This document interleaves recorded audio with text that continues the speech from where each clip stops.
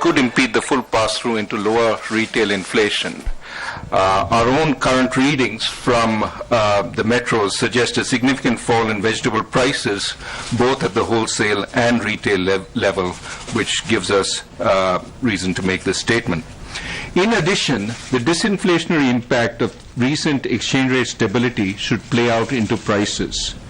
Finally, the negative output gap, including the recent observed slowdown in services growth, as well as the lagged effects of effective monetary tightening since July, should help contain inflation.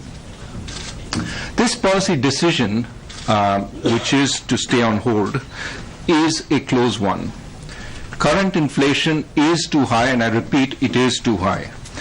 However, there are wide bands of uncertainty surrounding the short-term path of inflation from its high current levels.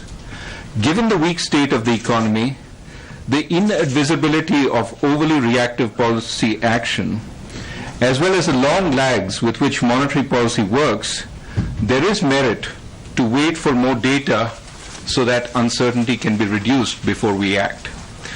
There are obvious risks to waiting for more data, including the possibility that tapering of quantitative easing by the US Fed may disrupt external markets, and that the Reserve Bank may be perceived to be soft on inflation. Let me assure you that the Reserve Bank will be vigilant.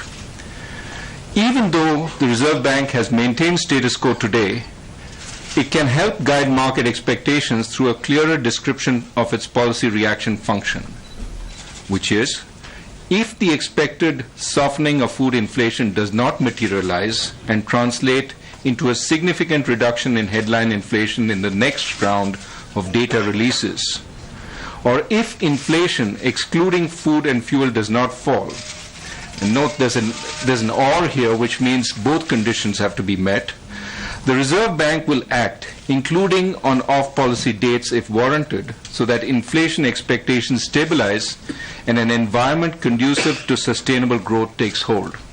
The Reserve Bank's policy action on those dates will be appropriately calibrated. Finally, let me add that following our commitment to restore economic value to financially distressed projects and to clean up problem assets in the financial system, the Reserve Bank has put out a discussion paper for comment yesterday. After a comment period of 2 weeks, we will issue the appropriate circulars.